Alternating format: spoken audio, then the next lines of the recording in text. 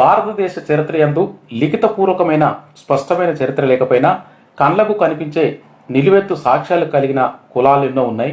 అందులో ఉన్నతమైన కులం వడ్డెరాజులు. ఒకనాడు వడ్డెరాజులు ఎన్నో దాన ధర్మాలు చేసిన చరిత్ర కలిగిన కులం. కాలక్రమేణా అటువంటి వైభవం అంతరించి రాళ్లు కొట్టుకోవటం, గుంతలు తవ్వుకుంటూ భవన నిర్మాణ రంగంలో వివిధ వృత్తులు చేస్తూ అత్యంత వెనకబాటుతను అనుభవిస్తూ వడ్డెరగా పిలువబడుతున్న వీరంతా శ్రమజీవులు. తెలుగు 2 రాష్ట్రాల్లోని తాగే నీరు, పండించే పంటకు మూలాధారం నీరు. అలాంటి నీరు నిల్వ కోసం ఆనాడు కట్టిన నాగార్జున సాగర్ కట్టడంలో ప్రతి బండరాయి వెనుక వీరి కష్టం దాగి ఉంది. ఈ రోజు కూడా భారతదేశంలో మాత్రమే కాకుండా దుబాయ్, సౌదీ లాంటి అరబ్ దేశాల్లో కూడా భవన నిర్మాణ రంగంలో వీరి హస్తం చెప్పుకోదగినది.